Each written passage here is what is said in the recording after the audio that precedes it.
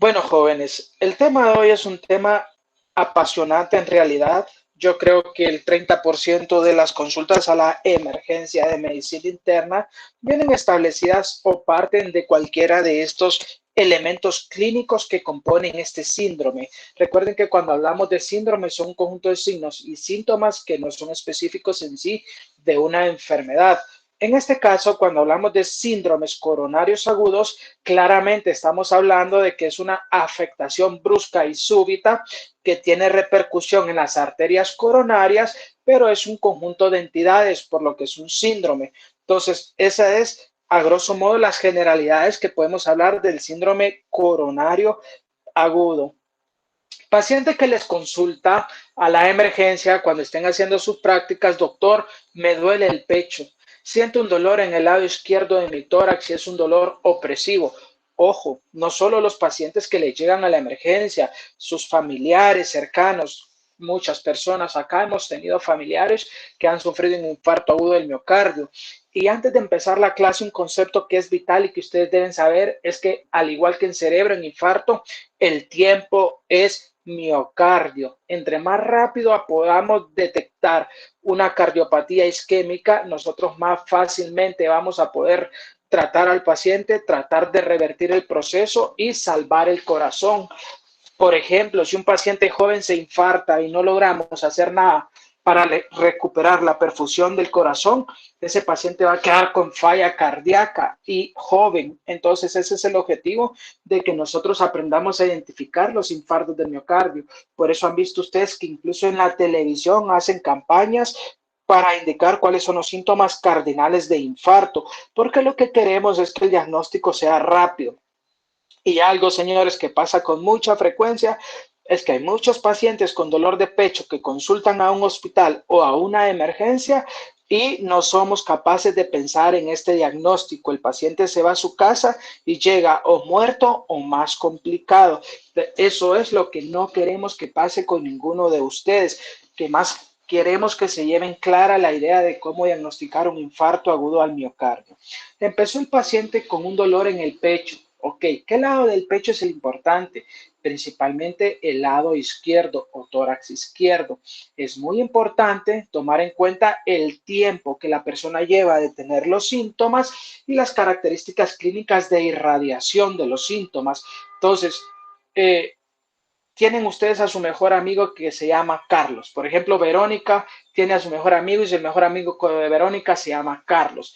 Carlos tiene a su papá que es hipertenso y es diabético, pero Carlos está estudiando arquitectura y su único amigo médico es Verónica. Verónica, mira, tengo a mi papá que ahorita que está subiendo al segundo piso de la casa, a medida iba a mitad de la gradas y empezó con dolor en el pecho, empezó a sentirse cansado, fatigado, el dolor se localiza en el lado izquierdo del pecho, se corre a la mandíbula, se corre al brazo. ¿Qué hago? Entonces Verónica no le va a decir, bueno, Carlos, esperemos a ver cómo evoluciona a lo largo del día y luego vemos. No, Verónica va a ser capaz de decirle a Carlos, Carlos, tu papá inmediatamente para la emergencia porque puede estar sufriendo un infarto agudo al miocardio. Entonces, señores, conceptos claves a partir de ahora. El síndrome coronario agudo es un conjunto de entidades clínicas. No esperen un estudio de imagen, esto es clínico. Tenemos que ser clínicos. ¿Qué sucede producto de la ruptura de una placa aterosclerótica, como era el término que mencionaba el doctor Pablo, que es vulnerable? Se rompe, se fisura o sufre una ruptura o una erosión y conlleva la agregación y la activación de plaquetas. Estas plaquetas que se van a formar sobre esta placa dan lugar a la formación de un trombo y este trombo nuevo que se formó obstruyó el flujo de sangre a través de la arteria coronaria, traduciéndose en ¿qué? En una angina inestable, en un infarto agudo al miocardio sin elevación del segmento ST o un infarto agudo al miocardio con elevación del segmento ST. Entonces, estos son los tres síndromes clínicos que le preguntábamos a la doctora que componían el síndrome coronario agudo. Pues estos son, Carmen, para que no quede duda, es la angina inestable, el infarto agudo al miocardio sin elevación del ST y el infarto agudo al miocardio con elevación del ST. Entonces, cuando hablamos de síndromes coronarios agudos, puede ser cualquiera de estos tres, jóvenes. Entonces, cuando el papá de Carlos, que es el mejor amigo de Verónica, llegó a la emergencia y al estar el señor en la emergencia, nosotros tenemos que ponerle nombre y apellido a ese síndrome coronario agudo. ¿Cómo hacemos para saber cuál de las tres entidades es la que tenemos enfrente? Sencillo, señores. Miren este cuadro que está en su libro de texto. Recuerden que es capítulo 268 de Harrison. Para fines de evaluación, el que les entra en el examen es el capítulo 268. Ok. Tenemos datos que son de baja verosimilitud y datos de alta verosimilitud. Traducido al guatemalteco, datos clínicos que son de poco apoyo para el diagnóstico y datos clínicos que nos dan un alto apoyo en el diagnóstico. Tenemos tres elementos fundamentales que vamos a hacer en el papá de Carlos cuando llegue a la emergencia. Señor, ¿dónde se localiza su dolor? Bueno, la localización específica, y esto no solo con el papá de Carlos, jóvenes, lo van a hacer con todo paciente que tenga dolor en el pecho. ¿Dónde se localiza su dolor? Un dolor que se localiza en la región central del tórax, pero que se establece en la región izquierda o región precordial, se llama también, que irradia a la región mandibular y al brazo izquierdo. Esto, señores, nos da una alta verosimilitud de que la presentación clínica puede ser un infarto agudo al miocardio. No digamos si el paciente empezó con dolor y al llegar a la emergencia, el paciente lo que sufre es muerte súbita o paro cardíaco. Cuando tengamos pacientes, como vimos en RCP, la principal causa es causas cardiovasculares como infarto. Entonces, a medida que se parezca más la clínica, más van a pensar ustedes que se trata de un infarto. Tóquese con una mano donde le duele, señor, y el paciente viene y pone su mano sobre el tórax izquierdo. Esto, cuando pone la mano sobre el tórax izquierdo, como apretándose, esto se llama signo de Levine o Levine, y si eso está indicando en el paciente que tiene un dolor opresivo. Entonces, nunca olviden reconocer el signo de Levine, que el paciente se pone la mano sobre su pecho izquierdo y hace sensación como que el dolor fuera opresivo. Señor, ¿y el dolor cómo usted lo puede describir? Ya sabemos que está en el lado izquierdo, que se irradia el brazo y se irradia la mandíbula. Del lado izquierdo, lo describe como un dolor que le quema, lacerante, un dolor que le penetra, penetrante, un dolor opresivo o una sensación opresiva. Siento que tengo una opresión en el pecho, doctor. Y una pregunta que ustedes deben hacerle al paciente, aunque parezca una pregunta irracional, es, disculpe, señor, ¿tuvo usted sensación inminente de que podía morir? Y el paciente le va a decir que sí. Entonces, eso, señores, es alta verosimilitud de que el paciente está sufriendo un infarto al miocárdio, un síndrome coronario agudo. Dolor en el hemitórax izquierdo de tipo opresivo que empezó en un periodo de tiempo determinado y con características de que el dolor va aumentando en intensidad.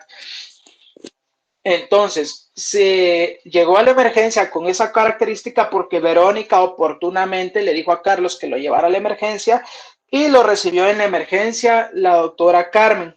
La doctora Carmen, con la historia clínica que nos acaba de decir el señor, va a hacer el segundo elemento. ¿Cuál es el segundo elemento? Hacer un electrocardiograma. Si nuestro electrocardiograma está normal, bueno, nos queda todavía duda. Si nuestro electrocardiograma tiene inversión o depresión del segmento ST, entonces, bueno, entonces yo empiezo a pensar que este señor puede tener un infarto agudo al miocardio sin elevación del ST. Ahora, si al hacer el EKG yo veo claramente que lo que tiene es una elevación del segmento ST, señores, tengo dolor y tengo elevación del ST, no hay pérdida. El señor está sufriendo un infarto y es un infarto con elevación del ST. Ahora bien, si ya vimos que los tres pueden tener dolor, pero también ya vimos que con el segundo elemento, que es el electrocardiograma, puede haber una elevación del ST, una inversión o depresión, o incluso el electrocardiograma puede estar normal dependiendo a la hora que llegó el paciente. ¿Cuál es el tercer elemento? Pedir biomarcadores cardíacos. En este caso, lo ideal o lo que tenemos son troponinas. Si tengo características clínicas altamente sugestivas de que es un síndrome coronario agudo. con un electrocardiograma normal y troponinas negativas, yo clasifico a mi paciente como angina inestable porque tiene dolor que es característico de dolor de tipo cardíaco, tiene un EKG que aún es normal y troponinas negativas. Ahora bien, si llegó con datos clínicos altamente sugestivos de infarto, yo le hago el EKG y puede estar normal, deprimido o elevado. Y si yo hago troponinas, entonces con biomarcadores positivos, yo ya sé que ya no tengo una angina, porque los biomarcadores son los que hacen la diferencia entre tener una angina o tener un infarto. En cualquiera de los dos infartos, ya sea sin elevación, o que sea con elevación del ST, en ambos tenemos que tener troponinas positivas. Entonces, para diferenciar el síndrome coronario agudo, ya sabemos que son 3 entidades. Y para saber, lo primero que tenemos que hacer para separar las entidades es, si tiene troponinas negativas, yo me empiezo a quedar con que mi diagnóstico es una angina inestable. Si mis troponinas están positivas, yo ya pienso que estoy ante un infarto. ¿Qué tipo de infarto tengo? El EKG me lo va a decir. Si tengo elevación del ST, señores, no hay duda. Es un infarto en miocardio con elevación del ST. Si tengo inversión o depresión o normal mi electrocardiograma, en ese momento yo lo clasifico como infarto de miocardio sin elevación del ST. ¿Por qué es importante que el síndrome coronario agudo lo distingamos en estos 3 cuadros clínicos? Porque el tratamiento de los 3 va a variar. Bueno, hemos hablado de generalidades, hemos hablado de la clasificación, estamos hablando un poquito de cómo hacemos el diagnóstico y ahora entendamos por qué se dan los síndromes coronarios agudos a través de la fisiopatología. Aquí tienen una imagen. Recuerden que los vasos sanguíneos se dividen en 3 capas. Tenemos la íntima, que es la más cercana a la luz del vaso. Tenemos la capa media, que es la capa gruesa y muscular. Y tenemos la capa adventicia, que es la capa más externa. Todo vaso sanguíneo tiene esos 3 elementos conformando su pared. Si tenemos un paciente que por una u otra razón formó una placa de grasa o una placa aterosclerótica sobre su íntima, ya es un paciente que tiene aterosclerosis. Miren, señores, porque aterosclerosis sencillamente es el proceso de formación de una placa aterosclerótica. En esta placa aterosclerótica se van acumulando lípidos. ¿Qué lípidos son los que se acumulan acá? Los LDL o lípidos de low density, baja densidad. Por eso cuando hablamos de colesterol, hablamos del colesterol bueno, que es el HDL, que son high density, que son los de alta densidad. Y hablamos del colesterol malo, que es el LDL, que es low density lipoproteínas, ¿verdad?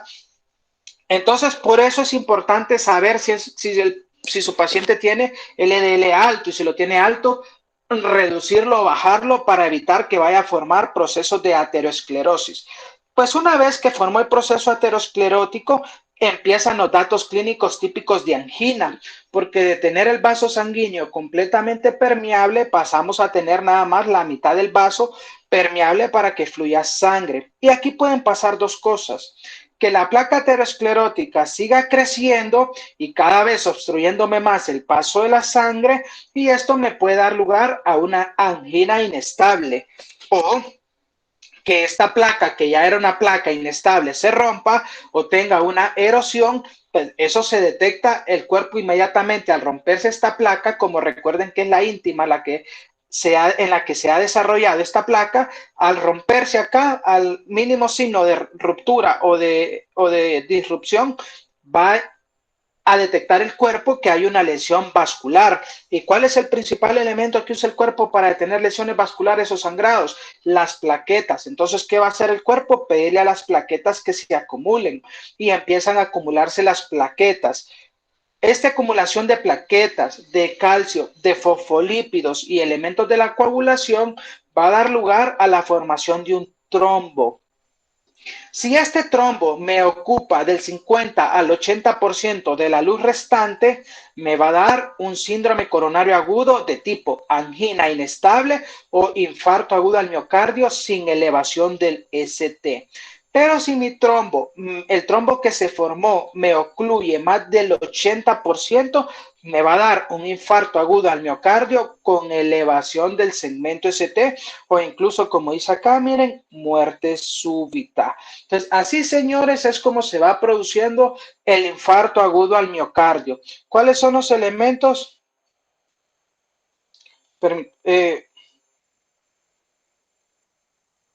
¿Cuáles son los elementos que nos determinan que existe, cuáles son los elementos que nos pueden afectar o nos pueden dar lugar a la formación de esta placa aterosclerótica normal? Bueno, veámoslo fisiopatológicamente aquí. El colesterol elevado, pero ya hablamos que es el LDL, colesterol de baja densidad. El tabaquismo, señores, por eso si el papá de Carlos fuma, lo primero que vamos a hacer es, don Carlos no va a volver a fumar, Verónica, esa es la indicación primera que usted le va a dar. Hipertenso o diabético. Estos tres, señores, son factores de riesgo que no son modificables porque no los podemos curar, pero sí los podemos revertir.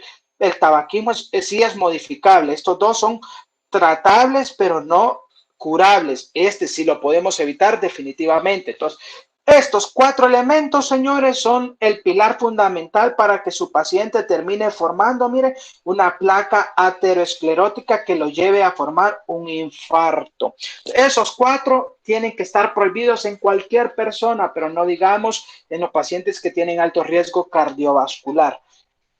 Entonces, empieza la lesión, al inicio existe una oxidación que empieza a lesionar el endotelio y empieza a haber un flujo turbulento. Luego viene y su paciente tiene niveles altos de colesterol LDL y empieza a formarse una plaquita aquí. Miren cómo se va acumulando el LDL y dando disfunción del endotelio.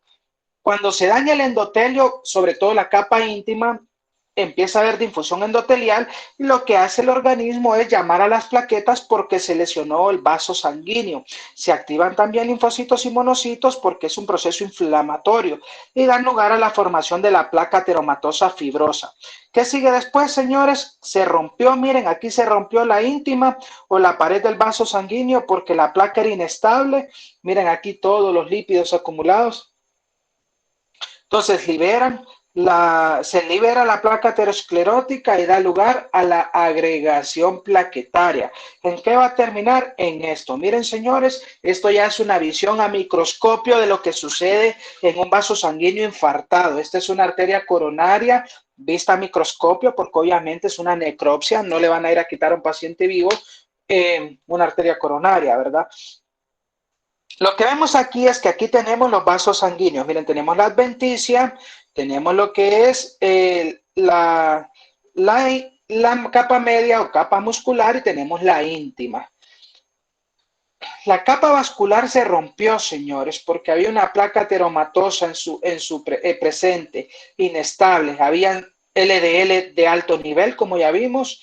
Hay monocitos, hay linfocitos T y hay células espumosas. Las células espumosas son las principales encargadas de dar lugar a la formación del proceso oxidativo del infarto. Vemos aquí, miren, está el endotelio, se puso inestable la placa, se rompió. Acá la vemos, miren, aquello lugar a que se formaron trombos. Miren, un trombo rico en plaquetas, en hematías, en fibrina y en factores de coagulación. Y aquí, señores, ¿por dónde va a pasar la sangre?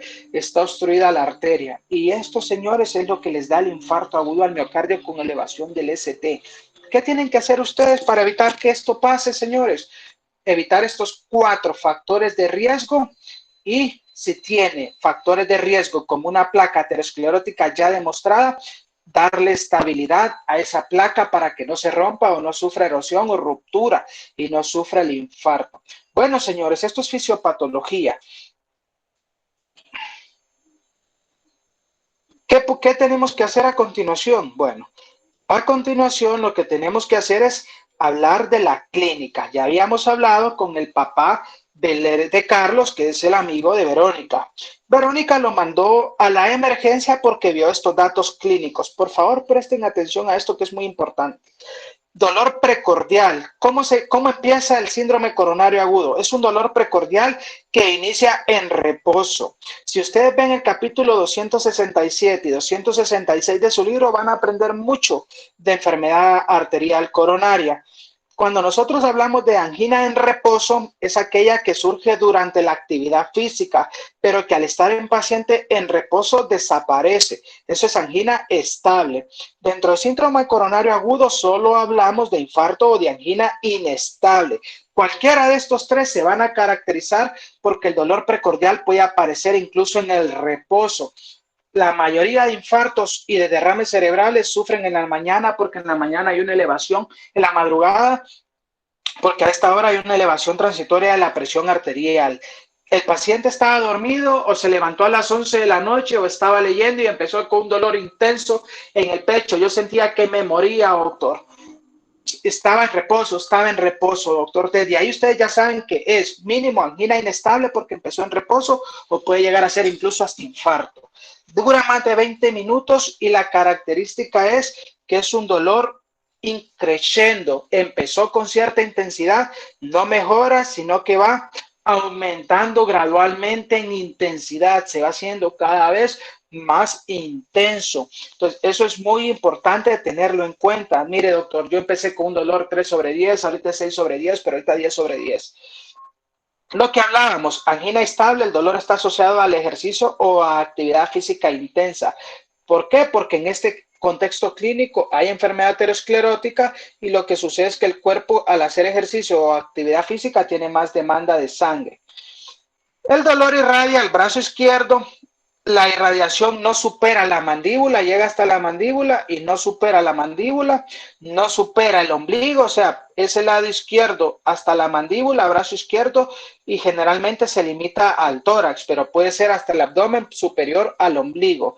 No afecta la región interescapular. El dolor torácico como diagnóstico diferencial que puede afectar la región interescapular o el músculo trapecio incluso, es la pericarditis. Por eso pericarditis es un diagnóstico diferencial. Y otra cosa importante que hay que ver es que cuando oprimimos el pecho, el dolor no es reproducible, porque un diagnóstico diferencial de dolor torácico agudo es dolor reproducible en el pecho, que ustedes le palpan y causa dolor intenso. Entonces, el infarto agudo al miocardio es un dolor que es no reproducible. ¿Por qué? Porque viene de adentro. No tiene nada que ver con los procesos musculares. Ojo, hay signos atípicos o equivalentes anginosos. No todos los pacientes se van a presentar. No todos los pacientes se van a presentar con dolor característico, ¿ok?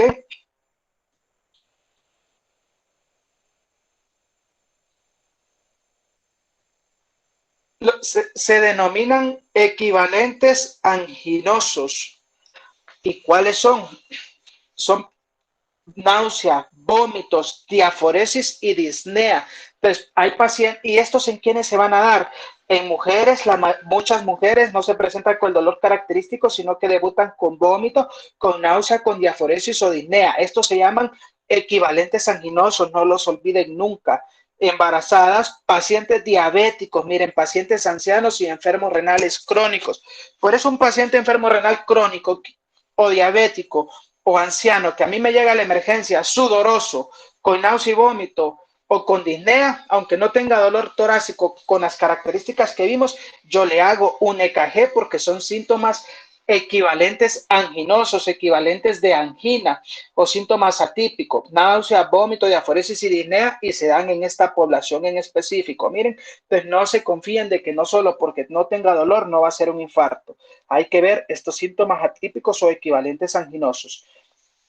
¿Qué le vamos a preguntar al papá de Carlos en historia clínica? Señor, usted fumó, usted es hipertenso, usted tiene problema de colesterol, usted es diabético. Vamos a evaluar si es obeso y si tiene cardiopatía isquémica previa, él o la familia, porque tiene un alto componente genético hereditario. Pero estos, señores, son factores de riesgo que no pueden existir en ninguna persona. Y si existen, hay que controlarlos porque si no se nos va a infartar. En el electro, obviamente nos llegó el papá de Carlos y el siguiente paso, ya vimos la historia clínica, ya lo evaluamos, ya vimos que es un dolor que tiene características clínicas de infarto. Inmediatamente yo sé que tengo que hacerle un electrocardiograma. ¿Cuánto tiempo creen ustedes que es el tiempo que disponen para hacer un electrocardiograma en pacientes con dolor torácico agudo? Señores, 10 minutos. Solamente 10 minutos. Entonces llegó el papá de Carlos, lo recibió Carmen, como habíamos visto, ya le hizo el interrogatorio que acabamos de ver y Carmen le va a hacer el EKG. ¿Qué podemos ver en el EKG? Isquemia, que solo son cambios inespecíficos en la onda T. Recuerden ustedes que cuando hablamos de infarto al miocardio, tenemos, esta es la línea basal, tenemos una onda P, tenemos una onda Q, una onda R, una onda S. Cuando hablamos de elevación del ST es a partir del punto J. Este de aquí es el punto J y aquí viene la elevación del ST. Ahora, cuando hablamos de isquemia, en lo único que tenemos afectación, tenemos la onda P, tenemos el QRS, pero es que tenemos la onda T positiva o la onda T negativa, pero debe ser simétrico su ascenso, o sea, debe medir y ser igual la elevación del inicio de la onda T como su descenso. Entonces, esto es elevación de la onda T o onda T hiperaguda y esta es onda T negativa. Si tienen cuadro clínico de infarto y tienen onda T positivas o negativas con estas características, yo hablo de isquemia porque todavía no hay infarto. Yo hablo de infarto cuando ya tengo elevación del ST o cuando tengo una inversión de la onda del ST. Miren, aquí en lugar de estar elevado está invertido. Entonces, isquemia, solo cambios en las ondas T, positiva o negativa. Infarto, elevación o depresión o inversión del segmento ST. En necrosis está determinado, miren, por la presencia de ondas Q. Entonces, muy importante que aprendan a distinguir esto en lo que es el electrocardiograma de un paciente con infarto al miocardio. Pues, ¿cómo podemos distinguir esto, doctor? ¿A qué se refiere? ¿Cómo puedo saber yo cuando un paciente tiene elevación o no del ST? Bueno, cuando hablamos de elevación del segmento ST, señores, tiene que cumplir estas características. Por favor, anótenlas, no las olviden y su libro de texto se los dice, porque esto sí es algo bien interesante que tienen que saber, si no, no pueden hablar de infarto. Hablamos de una nueva elevación del ST, como vemos aquí en las imágenes, fíjense estos segmentos ST elevados que tenemos acá. Hablamos de una nueva elevación del segmento ST cuando a partir del punto J, como les hablaba, hay elevación del punto J. Si es en cualquier derivación o derivaciones que no sean B2 y B3, recuerden que ya vimos electrocardiograma básico. Si en derivación B2 y B3 es donde vemos la elevación, para poder decir que esta elevación es infarto, tiene que cumplir los siguientes criterios. Si es un paciente mayor de 40 años, en B2 y B3 la elevación debe ser mayor a 2 milímetros, es decir, arriba de 2 cuadritos. Desde la línea basal la elevación debe ser mayor a 2 cuadritos. En B2 y B3, 2 cuadritos o 2 milímetros si el paciente es mayor de 40 años. Si es un paciente joven, para yo poder decir que está infartado, tengo que ser más estricto y la elevación ya debe ser entonces de 2 cuadritos y medio. Si es mujer y hablando siempre de B2 y B3, la elevación debe ser mayor a 1.5 milímetros. Si es en derivación 1, en derivación 2, en derivación 3, en ABF, en ABL, las elevaciones, no importa el tamaño que tenga, pero si es superior a 1 milímetro, ya hablamos de infarto. Pero si los únicos lugares donde vemos elevación del ST es en B2 y B3, debe cumplir estos criterios que les dije. Hombre mayor de 40 años debe medir 2 milímetros. Hombre menor de 40 años, mayor de 2.5 milímetros. Y mujeres, arriba de 1.5. En cualquier otra derivación que se les ocurra, con que sea una elevación arriba de 1 milímetro, ya podemos hablar de infarto. Pero un dato fundamental, aparte de estos conceptos teóricos, es que debe ser en 2 derivaciones continuas. Ya vamos a ver esto. Y depresión, hablamos de depresión cuando es 0.5 milímetros en dos derivaciones continuas. Si está deprimido 2.5 milímetros en dos derivaciones continuas, hablamos de depresión. Entonces, eso es importante conocerlo. Continuando con esto, con estas definiciones importantes, recuerden que hablábamos también, esto nos va a definir infarto, isquemia, onda T positiva o negativa, infarto, estas definiciones que ya vimos aquí, porque infarto ya habla de cambios en el ST, elevación con esta definición, inversión con esta definición. Ahora, cuando hablamos de ondas Q, ¿cuál es la definición que me interesa que sepan esta? Mire, ya hablamos. Entonces, una persona puede llegar con isquemia, que es la parte inicial de un síndrome coronario agudo, con infarto, que ya es la isquemia avanzada, o con necrosis. ¿Qué queremos nosotros? Evitar que llegue a la necrosis, porque la necrosis es únicamente que ya se murió el miocardio. Y como hablábamos al inicio, el infarto del miocardio, en infarto del miocardio, tiempo es miocardio. Debemos evitar que se muera el músculo cardíaco o que llegue a la necrosis. Entonces, si Carmen le hace al papá de Carlos el EKG y tiene cambios en la onda T, está obligada a medir troponinas. Si las troponinas están elevadas, estamos en un infarto. Si el ST está elevado, estamos ya en un infarto establecido, y el ST elevado es un infarto agudo al miocardio con elevación del ST, y si el ST está deprimido es un infarto al miocardio sin elevación del ST. Pero si el EKG no salió normal y lo que hallamos positivo fueron las troponinas, entonces estamos ante una angina, ¿ok? ¿Qué debemos evitar? Que el papá de Carlos presente ondas Q, porque ondas Q es que ya se murió el miocardio. ¿Y cómo voy a saber yo si ya tiene ondas Q? Bueno, una onda Q patológica es aquella que mide más de 0.03 segundos. Recuerden ustedes que la medición en un cuadrito de EKG de esta línea delgadita a esta línea delgadita, esta distancia de acá hasta acá es 0.04 segundos. Entonces tenemos un EKG de esta manera. Tenemos un EKG que viene de esta manera, las líneas y los cuadritos. Yo tengo acá que empieza la onda P, viene la onda Q. Y si esta onda Q, vamos a empezar esta onda Q mejor a partir de acá. Si esta onda Q me mide 0.03, ya es una onda Q de infarto.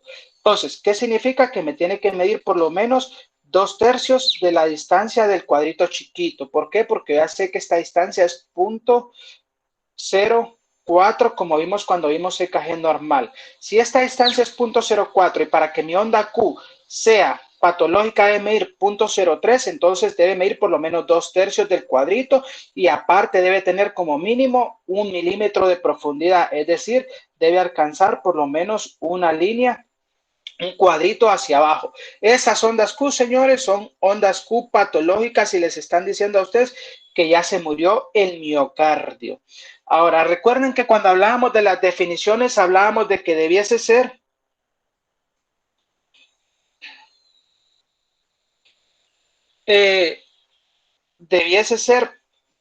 para que sea infarto, debe ser mínimo 2 elevaciones continuas, ¿de acuerdo? Entonces esa era la definición que hablamos. Entonces, cuando hablamos de 2 derivaciones continuas, estamos hablando a lo que veamos en esta gráfica. 2 derivaciones continuas no es que hablemos de 1 y que hablemos de 2. No es que hablemos de B1, no es que hablemos, por ejemplo, de B2 y B3, no es que hablemos, por ejemplo, de B4 y B5, no. Cuando hablamos de derivaciones continuas, señores, el electrocardiograma, por tener irrigación específica, que es la que vemos acá, entonces, este es un corazón y veamos la importancia de las arterias. Tenemos la arteria aorta ascendente, el callado aórtico y la aorta descendente. Aquí tenemos la arteria subclavia izquierda, la arteria carótida izquierda, y aquí el tronco brachiocefálico, de donde nace la subclavia derecha y la carótida derecha. ¿Qué es lo importante a partir de acá? Lo siguiente. De la raíz aórtica salen las arterias coronarias y las arterias coronarias tienen una rama de arteria coronaria derecha y tiene una rama de arteria coronaria izquierda. Vean, sale una derecha y sale una izquierda. La izquierda, a su vez, se divide en arteria coronaria circunfleja, que va a irrigar la región, miren, la región distal apical y la región lateral del corazón. Tenemos una arteria dentro del tronco principal de coronaria izquierda, nace la arteria coronaria descendente anterior izquierda. Esta arteria coronaria descendente anterior izquierda va a irrigar lo que es la cara anterior y la cara septal del corazón izquierdo, mientras que la arteria coronaria derecha va a irrigar la parte posterior y la parte inferior del corazón. Miren, señores, entonces, ¿por qué es importante conocer la anatomía de las arterias coronarias? Porque esto es lo que nos determina dos derivaciones continuas. Entonces, cuando hablamos de dos derivaciones continuas, estamos hablando de 1 IABL. ¿Qué es 1 IABL? Es cara lateral del corazón. 2,3 IABF. ¿Qué es 2,3 IABF? Es la cara inferior del corazón. B1 y B2. ¿Qué es B1 y B2? Es cara septal. B2, B3, B4, estas son cara anterior, y B5 y B6 que también son laterales, solo que esta es lateral alta y esta es lateral baja. A eso nos referimos, señores, cuando hablamos dos derivaciones continuas, pero yo no puedo decir que mi paciente esté infartado porque tiene elevación en B1 y elevación, por ejemplo, en B6. ¿Por qué? Porque no son derivaciones continuas. Entonces, esto tienen que conocerlo ustedes para hablar de qué derivaciones son continuas y qué derivaciones no. Entonces, ¿por qué? Miren acá, la amarilla es la arteria coronaria derecha y nos va a irrigar la cara inferior. Esta es la circunfleja, la arteria circunfleja tira para la lateral, como habíamos hablado, y la descendente, la coronaria descendente anterior tira para la cara septal y la cara anterior. Esto solo es a modo de que lo sepan. Cuando vean un electrocardiograma y donde vean las elevaciones, ustedes van a poder determinar qué parte del corazón está infartado y qué arteria es la que está obstruida. Esto tal vez es un conocimiento un poco más amplio para el grado de conocimiento que ustedes deben tener ahorita, pero quiero que lo sepan, por lo menos que lo hayan escuchado una vez en su vida.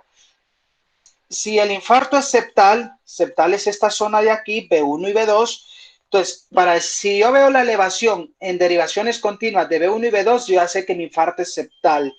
¿Quién me da la inervación o la irrigación sanguínea, perdón, para la región septal? Ya hablamos que es la arteria left artery descendente anterior izquierda, o sea, la arteria coronaria descendente anterior izquierda.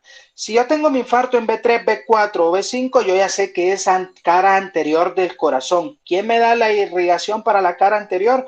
Como veíamos aquí, la cara anterior, miren, está irrigada por la arteria left anterior descending coronary artery, la arteria coronaria descendente anterior izquierda. Miren, entonces por eso cara anterior, yo sé que la que se obstruyó es esta. Cara septal es esta la que se obstruyó. Ahora, si vemos cara lateral, que está determinada por 1 y ABL, esto es lateral alto. ¿Cuál fue la arteria que se dañó? Pues ya les dije yo que la región lateral está irrigada por la arteria circunfleja. Entonces, yo solo con saber que mi infarto fue en cara lateral, yo ya sé que es la circunfleja la que está lesionado.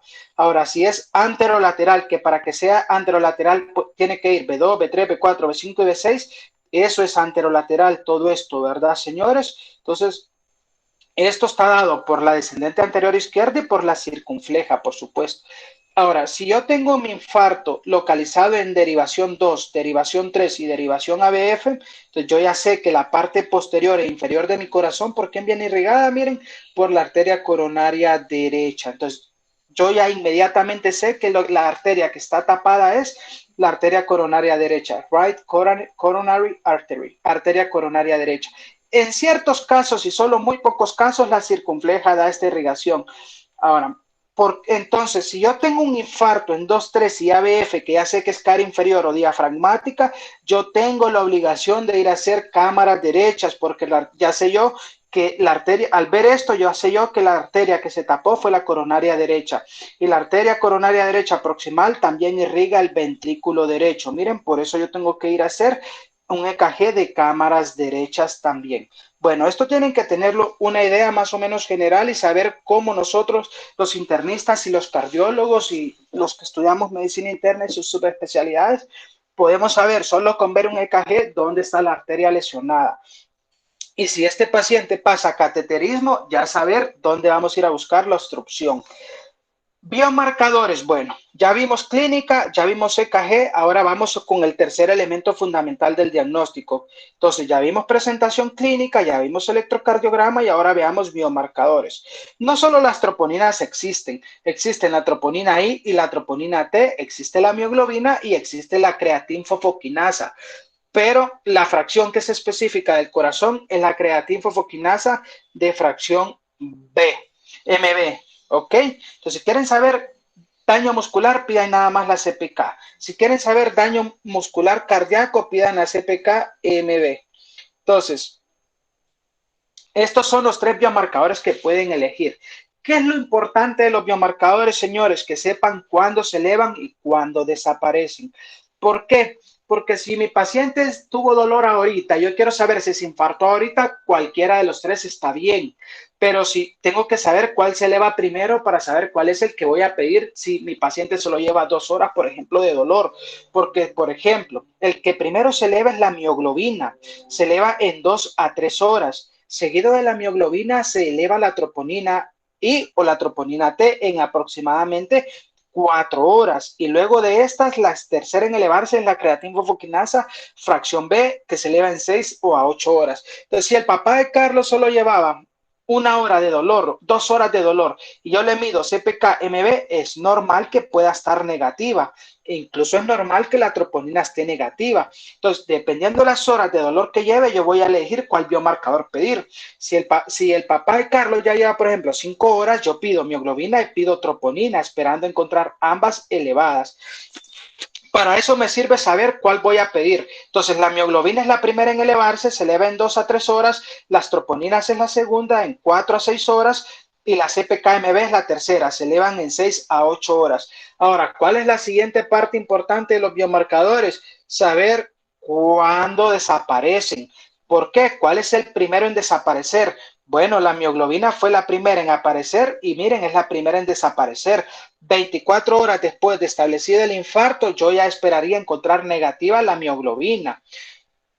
¿Cuál es la segunda en desaparecer? La CPK-MB desaparece en 2 a 3 días. Miren, y la última en desaparecer es la troponina, que desaparece en 10 a 14 días.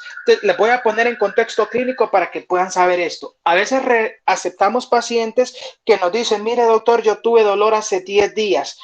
El dolor me desapareció, pero ahorita me volvió a aparecer con la misma intensidad. Si yo vengo y le mido troponinas y me salen positivas, bueno, ¿cómo sé yo que es porque el dolor fue un infarto hace 10 días o el infarto es ahorita? No tengo forma de saberlo porque estas pueden durar de 10 a 14 días. Entonces, ¿cuál tengo que medir? La mioglobina o la CPK-MB. ¿Cuál es la ideal? La CPK-MB es la que usamos para reinfarto porque esta desaparece en 3 días. Miren, si hace 10 días él se infartó, yo esperaría que la troponina todavía esté positiva, pero no esperaría que un infarto de hace 10 días tenga elevada todavía la CPK-MB. Si este paciente tuvo dolor hace 10 días y nuevamente empezó con dolor y mi CPK-MB está positiva, es porque el señor se reinfartó.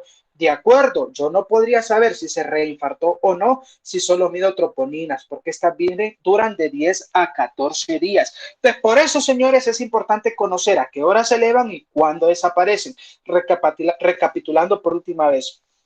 Primero en elevarse la mioglobina, segunda en 2 a 3 horas, segunda en elevarse la troponina de 4 a 6 horas, tercera en elevarse la CPK-MB de 6 a 8 horas, la primera en desaparecer la mioglobina. La segunda en desaparecer, la CPK-MB, en 2 a 3 días. La última en desaparecer, la troponina, de 10 a 14 días. Así, señores, es como nosotros jugamos con los biomarcadores cardíacos. Ya vimos entonces cómo vamos a hacer el diagnóstico de infarto agudo del miocardio. En Harrison, en un apartado específico, les habla de la definición universal de infarto. La última que existe es la cuarta definición universal de infarto. Esta se actualiza más o menos cada 4 años. Cuando yo llegué de residente, señores, no de médico general al hospital, cuando llegué de R1 al hospital, me preguntaron, doctor Velázquez, dígame la definición universal de infarto. Yo quedé, en mi vida he escuchado eso. Bueno, la aprendí en la residencia, pero Harrison a ustedes en su edición actual ya les menciona la definición universal de infarto. Pues no hay excusa para que ustedes lleguen a R1 de medicina interna sin saber de qué estamos hablando cuando hablamos de definición universal de infarto. Ustedes desde 4º año ya la van a conocer, miren, y van a conocer la última, que es la cuarta. Yo aprendí con la tercera. ¿Qué es la definición universal de infarto? Un grupo de expertos se sometieron a una discusión de infarto y definieron claras estrategias y definiciones de cada tipo.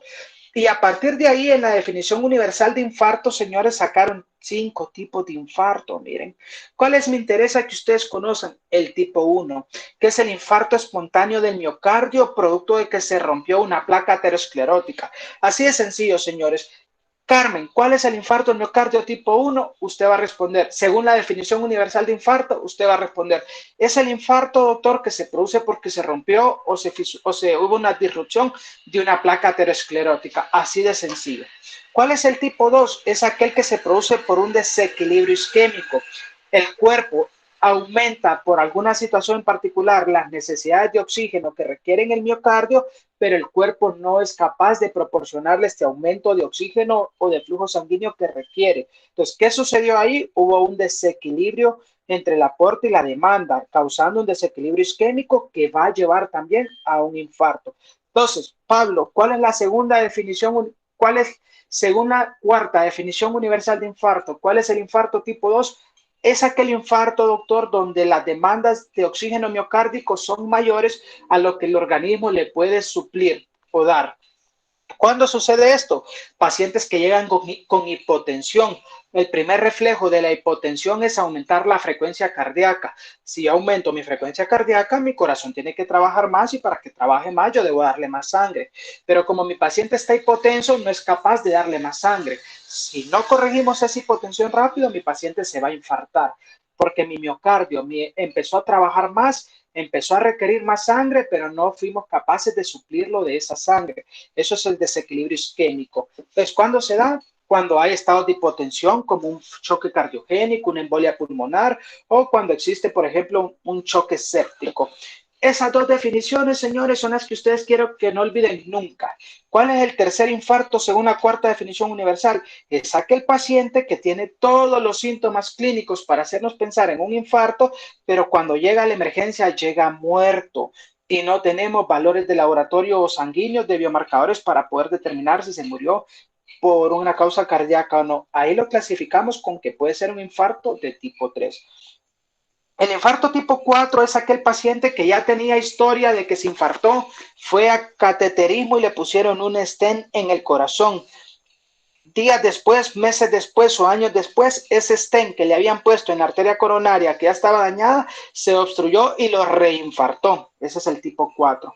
¿Cuál es el tipo 5? Es aquel paciente que se infartó hace varios años, tenía tan dañadas las arterias coronarias que no se pudieron destapar y colocar un stent. Se tuvieron que revascularizar y poner bypass coronario. Pero pasaron los meses o los años y estos bypass se obstruyeron de nuevo y se infartó nuevamente. Este es el tipo 5. Entonces, el tipo 4, el que se reinfarta producto de que se ocluyó el stent. El tipo 5, el que se reinfarta producto de que se obstruyó las arterias coronarias operadas. Entonces, señores, cuarta definición universal de infarto, clasifica los infartos en 5. ¿Cuáles son los que quiero que siempre recuerden? El 1 y el 2.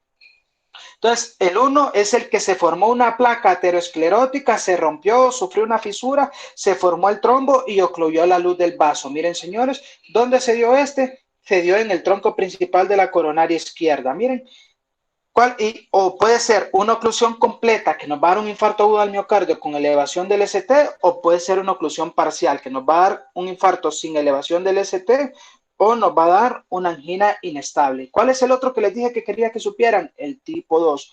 ¿Cuál es el tipo 2? Donde hay mayor demanda, pero no hay aumento del aporte.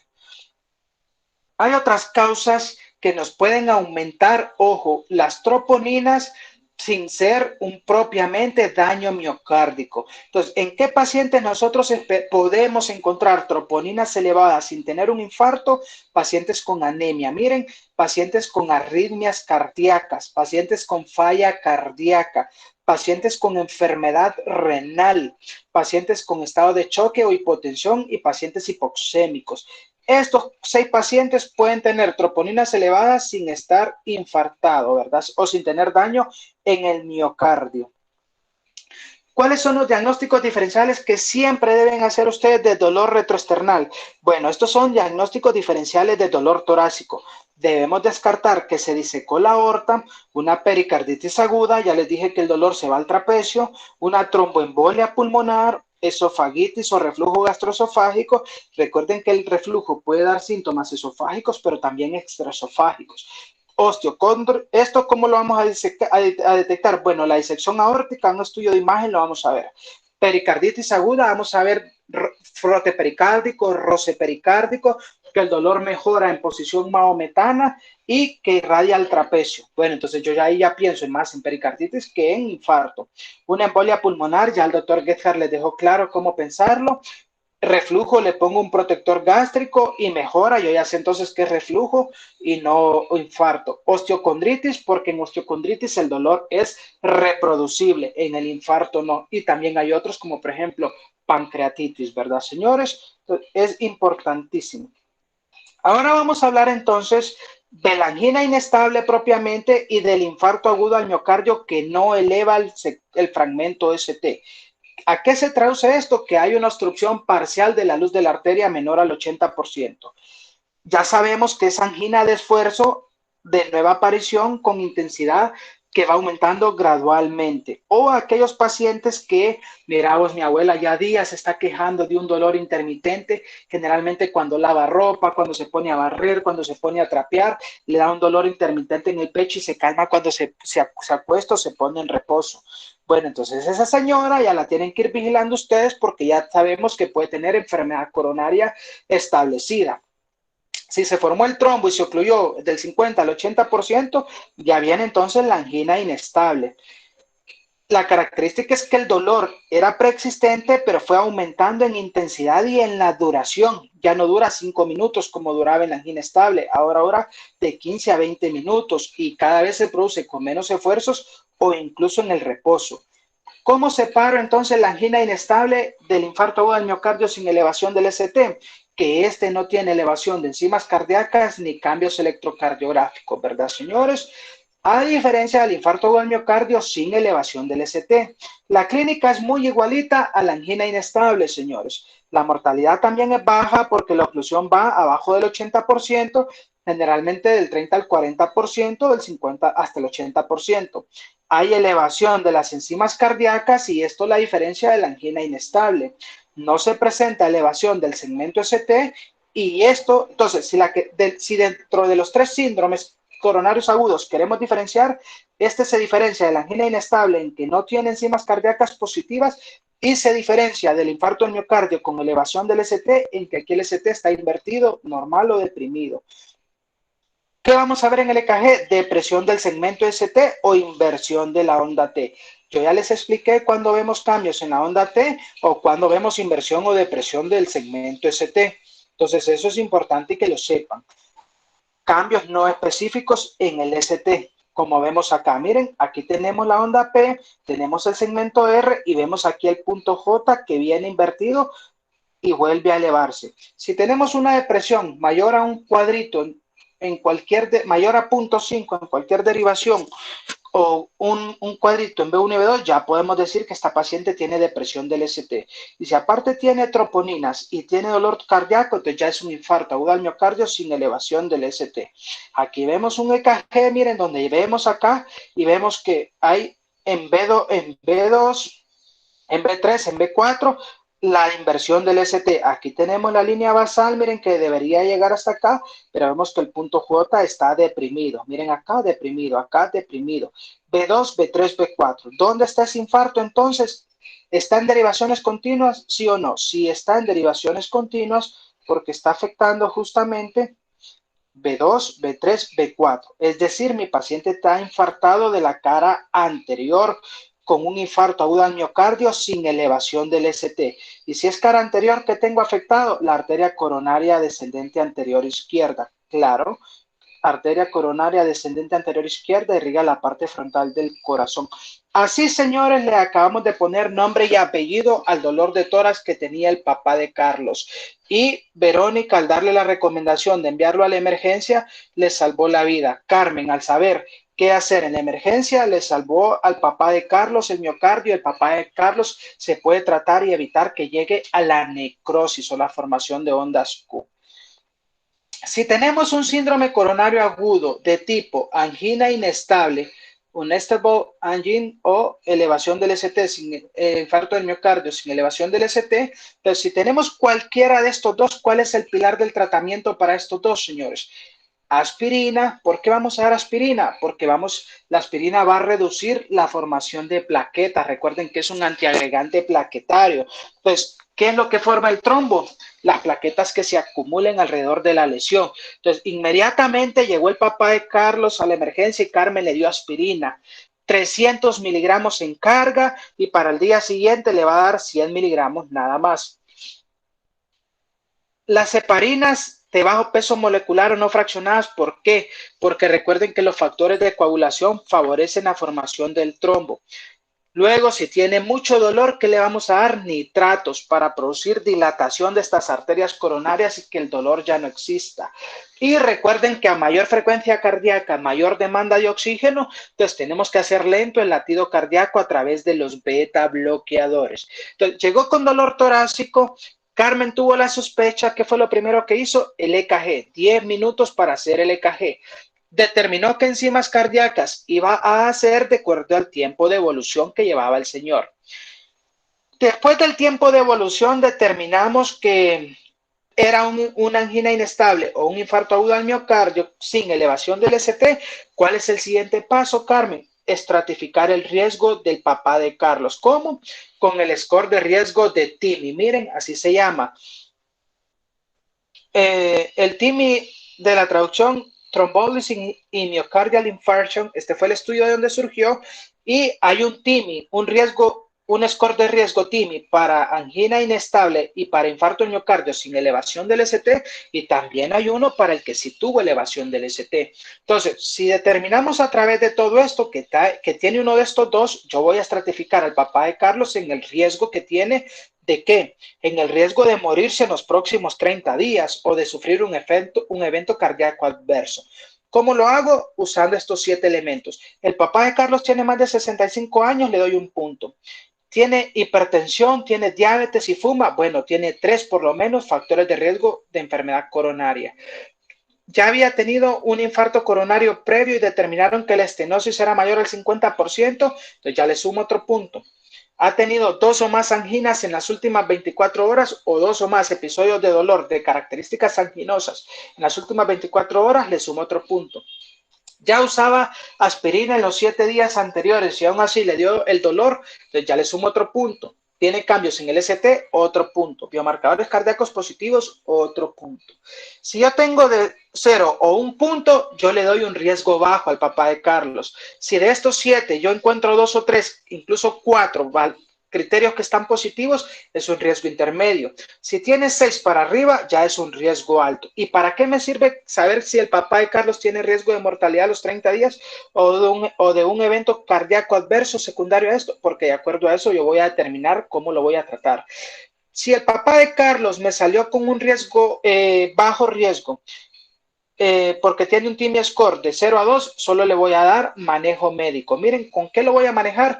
Con aspirina, como hablamos, con heparinas, con beta bloqueadores y nitratos. Lo voy a dar manejo médico y si mejora, listo, lo voy a someter a una prueba de estrés para ver si con estrés tiene dolor o sale positivo, y si era bajo riesgo, pero en el test de estrés, donde, ¿qué hacemos en el test de estrés? Ponemos al paciente a correr en una caminadora o le ponemos dobutamina para acelerar el corazón. Si en cualquiera de esos dos tengo datos positivos de que se puede haber isquemia, lo mando a que le hagan una angioplastía coronaria percutánea o PCI de percutánea coronaria, intervención coronaria percutánea. Cuando escuchen PCI es en inglés intervención coronaria percutánea, es decir, que llegaron hasta las coronarias a través de una intervención percutánea, a través de la piel. Cuando escuchen angioplastía también es lo mismo, es una PCI. Cuando escuchen cateterismo cardíaco es lo mismo. PCI, angioplastía y cateterismo cardíaco, los tres son los mismos, jóvenes. Entonces, si el papá de Carlos era bajo riesgo, le di manejo médico, le hice el test de estrés y me sale positivo, yo lo mando a que sea un cateterismo, una PCI o una angioplastía. ¿Por qué? Porque tengo que colocarle un stent, porque si no se me va a infartar y se me va a morir más corazón. Pero si me sale negativo, lo puedo manejar con tratamiento médico y modificación de los factores de riesgo que ya hablamos. Si el papá de Carlos me salió con riesgo intermedio, yo lo debo hospitalizar y darle clopidogrel aparte de aspirina. Clopidogrel es un inhibidor del P2Y12, que es un otro antiagregante plaquetario. ¿Qué estoy haciendo con esto? Hacer más intensa la terapia de agregación plaquetaria. Si es alto riesgo, de una vez le doy inhibidor de la glucoproteína 2B3A y lo meto a cateterismo cardíaco. Riesgo intermedio, riesgo alto, el riesgo intermedio le puedo dar clopidogrel y esperar el cateterismo, y si es riesgo alto, de una vez a cateterismo cardíaco. Pues este es el paso que ya nosotros vamos a hacer en la emergencia, ¿verdad? Eh, ahora, a partir de eso, ¿qué es importante? Los fármacos. Bueno, ¿cuál es la terapia antiplaquetaria? Teníamos la aspirina y teníamos el clopidogrel. ¿Por qué damos aspirina? Porque hay una reducción del riesgo de reinfartarse o de morirse, porque estamos evitando que se forme el trombo. Recuerden que las plaquetas son las que nos forman el trombo, como veíamos propiamente también cuando vimos un poquito de fisiopatología, que son las plaquetas agregadas las que nos van a dar la formación del trombo. Entonces, ¿cuánto vamos a dar? Inmediatamente llegó a la emergencia, ya Carmen le tiene que dar 300 miligramos de aspirina y del día 2 en adelante 100 miligramos al día, ¿verdad? Luego hablábamos de los otros, que si es factor de riesgo intermedio o alto, tenemos que asociarle a la aspirina clopidogrel. Veamos el clopidogrel. Existen en realidad, estos son inhibidores, como les decía, del P2Y12, y existen tres en realidad: clopidogrel, prasugrel y ticagrelor. ¿Cuál tenemos en el Roosevelt? Clopidogrel. Ustedes cuando lean su literatura van a encontrar cuál es el ideal en cada condición específica. Si es riesgo intermedio o alto, hablábamos que tendríamos que darle inhibidores de la glicoproteína 2B3A. ¿Por qué? Porque hay mayor beneficio cuando lo llevamos a PCI. Miren, ¿cuáles son los que existen? Axipximab, eptifibatide y tirofiban. ¿Cuál es el único que existe en Guatemala? Tirofiban, que es el Agraf, lo usamos mucho en lo privado y vale 14,000 quetzales. Entonces, pero les ayuda mucho a los pacientes. ¿Y cuál era el otro pilar del tratamiento que hablamos? La anticoagulación, porque factores de la coagulación nos llevan a formar el trombo. ¿Qué podemos usar? Heparina no fraccionada, enoxaparina, que es una heparina de bajo peso molecular, al igual que el fondaparinox, y la vivalirudina. Este es un inhibidor directo de la trombina y estos son inhibidores del factor 10 de coagulación. Y pues esto es la guía. En el libro de texto van a encontrar la que hablan de esto y en qué ocasiones utilizarlo. Pero esto es cuando hablamos del tratamiento de síndrome coronario agudo, ya hablamos que si es una angina inestable o un infarto sin elevación del ST, vamos a usar aspirina. Si el riesgo es intermedio, vamos a usar clopidogrel o inhibidor del 2B3A y heparinas. Heparinas van en los 3 en los primeros 5 días. Y riesgo alto a cateterismo. Entonces, ¿qué estamos haciendo ahorita? Describiendo los fármacos que existen. Esto es para evitar que se siga avanzando el trombo o que se forme un trombo más grande y lo termine de infartar o de matar al paciente. ¿Qué le vamos a dar de forma crónica que llamamos prevención secundaria para que no vuelva a pasar esto? Miren, señores, beta bloqueadores reduce la isquemia y los infartos subsiguientes. Y si se infartó ya, disminuye la isquemia, disminuye el tamaño del infarto y previene que se vuelva a infartar. Por eso se llama prevención secundaria. El papá de Carlos, luego de que Carmen lo diagnosticó, tiene que irse con un beta bloqueador, que ya vimos ayer en hipertensión cuáles existen. Debe irse, si existe dolor, debe darle nitratos. Va a disminuir la demanda de oxígeno del miocardio y mejora los síntomas de dolor. Para eso son los nitratos, el nitrato de acción larga como el dinitrato de isosorbide, el mononitrato de isosorbide o la nitroglicerina sublingual cuando llega la emergencia. Y estatinas. ¿Qué hacen las estatinas? Tienen propiedades antiplaquetarias y antioxidantes. Recuerden que cuando veíamos el principio inicial de la placa aterosclerótica, la oxidación tenía un efecto muy importante. Miren, entonces estamos con las estatinas bloqueando la oxidación y bloqueando también la agregación plaquetaria. Pero aparte de eso, ¿qué estamos haciendo? Si ya existe aterosclerosis, le estamos dando estabilidad a esta placa aterosclerótica. Miren, por eso las estatinas son fundamentales y nunca las olviden cuando estén en prevención del paciente infartado. Nos ayuda a manejar la dislipidemia. Aún con valores de lípidos normales, lo tenemos que dar porque tiene propiedades antiplaquetarias y antioxidantes. Ya vimos que los LDL o lipoproteínas de baja densidad son las que están más asociadas al infarto. Estos señores, nadie se puede ir a casa sin estos fármacos, si no, se le va a volver a infartar y se le va a morir. Todo lo que vimos antes es para manejo del hospital y estos son para manejo en casa. Ahora hablemos por último de lo que es el infarto del miocardio con elevación del ST. Debe haber una oclusión en el vaso mayor al 80%. Miren, hay elevación de las enzimas cardíacas, señores, ¿ok? Tengan eso en cuenta. ¿Y qué lo diferencia del infarto sin elevación del ST? Que como su nombre lo dice, es una elevación del segmento ST. Aquí solo les recuerdo cuáles son los criterios que ya les enseñé antes para definir cuándo hay y cuándo no una elevación del ST. Entonces, miren, acá tenemos una elevación del ST que mide mayor a 1 milímetro, más de un cuadrito. Miren, tenemos la onda P, tenemos la onda Q, el segmento R del complejo QRS y miren el punto J no llega hasta la basal, sino que se queda elevado. Entonces es una elevación convexa del ST, como que estén levantando la ceja. Entonces esto es infarto agudo al miocardio con elevación del ST. Veámoslo acá.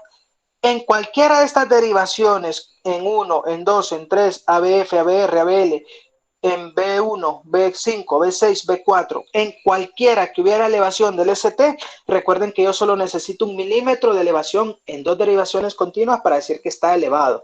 Pero si es en B2 y en B3, si es un señor menor de 40 años, yo necesito por lo menos 2 cuadritos y medio. Si es mayor de 40 años, necesito 2 cuadritos. Y si es mujer, en B2 y B3 necesito arriba de 1.5. Esto es elevación del segmento ST, señores, no lo olviden. Y esto es depresión del segmento ST. Miren, de la línea basal hacia abajo, el punto J, y elevación de la línea basal, como ven acá, hacia arriba. Miren, señores, entonces, importantísimo. Ahora, si tenemos una elevación del ST, ¿qué hacemos? Tenemos dolor torácico, sospechamos un síndrome coronario agudo, por lo que le vamos a dar inmediatamente la dosis de carga de aspirina, que ya vimos que es 300 miligramos, y vamos a anticoagularlo de una vez. Los beta bloqueadores y los nitratos, el nitrato, la nitroglicerina sublingual se puede dar en el momento en que llegue el paciente para mejorar el dolor. Con los beta bloqueadores yo les diría que esperemos un poquito antes de determinar cómo va a evolucionar el paciente. ¿Por qué? Porque si el infarto agudo al miocardio se da en cara inferior o cara diafragmática, si se da, es decir, en 2, en 3 y en ABF, que es cara inferior o cara diafragmática, tienen una descarga vagal muy importante en los pacientes, que esta descarga vagal se traduce en bradicardia e hipotensión. Si yo le doy un beta bloqueador que baja la frecuencia cardíaca y que aparte la presión arterial la disminuye, lo voy a complicar más. Entonces los beta bloqueadores esperemos un poquito para darlos y asegurémonos primero a través del EKG que no se infartó la cara diafragmática. Yo ya documenté que lo que tengo es una elevación del ST. Bueno, aquí, señores, cambia completamente el tratamiento de los otros dos. ¿Por qué? Porque yo lo que tengo que hacer al tener una elevación del ST, como yo ya sé que se ocluyó más del 80% del vaso, lo ideal y lo que hacemos en el mundo ideal y en los lugares privados donde trabajamos es meterlo inmediatamente a la realización de una PCI o angioplastía o cateterismo, porque yo ya sé que mi arteria tiene más de 80% de destrucción y yo ya sé que tengo que ir a liberarla. Pero si yo no lo puedo llevar a un hospital porque yo solo tengo 120 minutos para hacer una angioplastía primaria, esto quiere decir que el tratamiento primario que le damos al paciente, solo tengo prácticamente 2 horas. Entonces, si yo no puedo llevarlo en 2 horas o no tengo acceso a esto en 2 horas, yo lo llevo a llevar a un lugar donde me le den trombolisis. Le vamos a trombolizar al paciente con fármacos trombolíticos. ¿Cuáles existen en Guatemala? Streptoquinasa y alteplasa. El San Juan y el resto de hospitales siguen trombolizando infarto con streptoquinasa. Nosotros, y como único hospital en Centroamérica, por lo menos hasta el año pasado que anduve en un congreso centroamericano, éramos los únicos que utilizamos alteplasa para trombolizar infarto de miocardio. Alteplasa es lo ideal. San Juan y el resto de Guatemala sigue usando streptoquinasa. Nosotros usamos alteplasa y cuando estén en la rotación vamos a ver que a diario lo usamos. En lo privado también usamos porque si ya va arriba de las 2 horas de haberse infartado, ya no tiene tanta utilidad hacer la angioplastía y entonces hacemos la trombolisis. En lo privado vale 25,000 quetzales cada frasquito de alteplasa y generalmente usamos 2.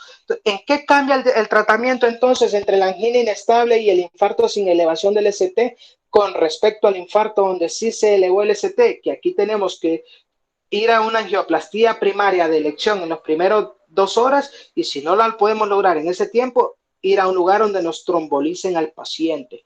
Pero si el papá de Carlos llega a la emergencia y lo que tiene es una elevación del ST, en el Roosevelt yo no lo puedo pasar a angioplastía primaria inmediato. ¿Qué tengo que hacer?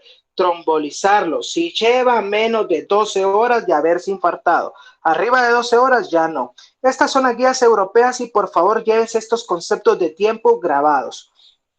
El tiempo máximo desde que el papá de Carlos consultó a la emergencia hasta que le hice el EKG no debe pasar de 10 minutos, Carmen. En 10 minutos ya tuvieron que haberle hecho el EKG a cualquier dolor torácico que le sugiera infarto al miocardio.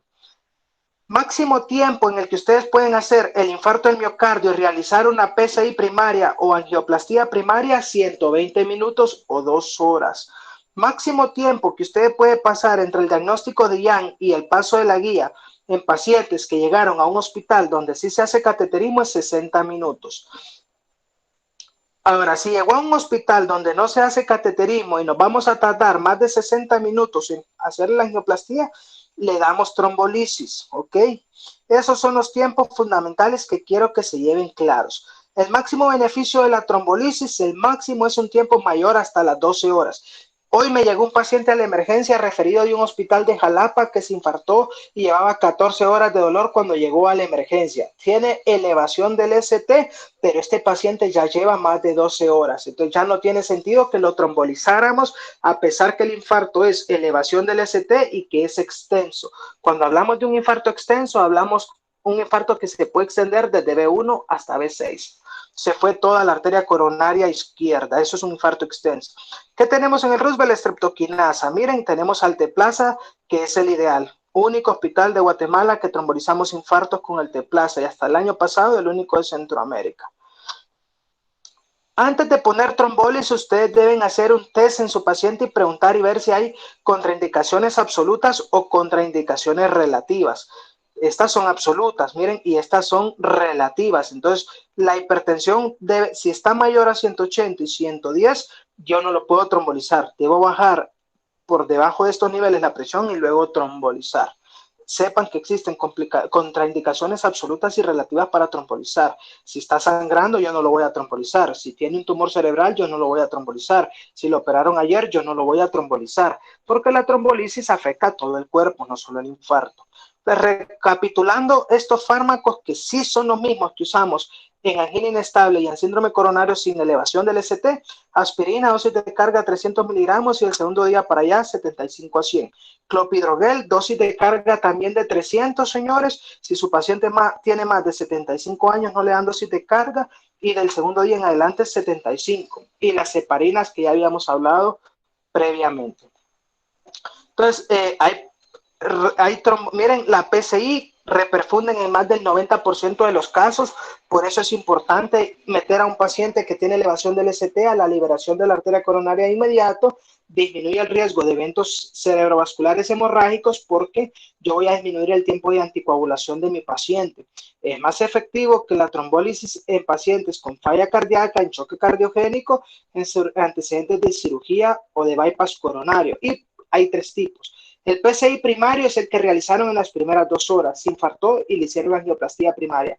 El PCI de rescate es aquel paciente que lo trombolizaron y no mejoró el dolor, no disminuyó la elevación del ST a por lo menos la mitad y no tuvo lavado enzimático. ¿Qué nos dice esto? Que la trombolisis fue fallida. Entonces yo lo voy a llevar a una angioplastía para liberar esa arteria porque la trombolisis no me la liberó. Y una trombolisis farmacoinvasiva es cuando vamos directamente, hacemos la angioplastía, vamos directamente a donde está el coágulo y le aplicamos la lisis local para deshacer el coágulo. Si con mi trombolisis no pude, si con la angioplastía no pude liberar la arteria coronaria, ¿cuál es el siguiente paso? Este es el PCI. Miren, señores, entramos por la femoral o por la arteria radial y llegamos a la arteria coronaria dañada. Aquí es donde estaba obstruida, metí un stent, este es el stent, y miren, ya permito que el flujo de sangre siga pasando en mi paciente. Aquí vemos la pared del endotelio lesionada, miren esto blanquito que se ve acá, o aquí la pueden ver, miren cómo estaba de reducida la luz de mi vaso sanguíneo. Entonces metí un stent y dilaté y me queda así. Miren, señores, esto es la angioplastía o el PCI, esto es lo que hago. Si este stent se trombosa y forma otro infarto, este es el infarto tipo 4. Pero hay veces que queremos hacer angioplastía si no tenemos forma de liberar esta arteria coronaria tapada porque está muy obstruida, la placa es sin muchas cosas. No se puede y ¿qué tenemos que hacer? Operar. Y miren, poner una derivación o bypass coronario. Hacemos como una arteria artificial y unimos desde este punto de acá, por ejemplo, hasta este punto de acá. Miren, saltándonos la lesión. Entonces ya va a llegar flujo sanguíneo desde aquí hasta el resto del corazón. Nos saltamos nada más la zona de la lesión. Si este bypass o este injerto de derivación de arteria coronaria es el que se obstruye, nos va a dar infarto tipo 5, ¿verdad? Entonces, señores, esto es lo que hacemos. Vean este cuadro, estas imágenes que les traigo a continuación nada más. Esto es una angioplastía para que también sepan de qué estamos hablando. Entonces, esto es una angioplastía. Miren acá, aquí viene el dilatador. Aquí estamos tratando de colorear la arteria coronaria. Van a ver que en ningún momento hay paso de sangre.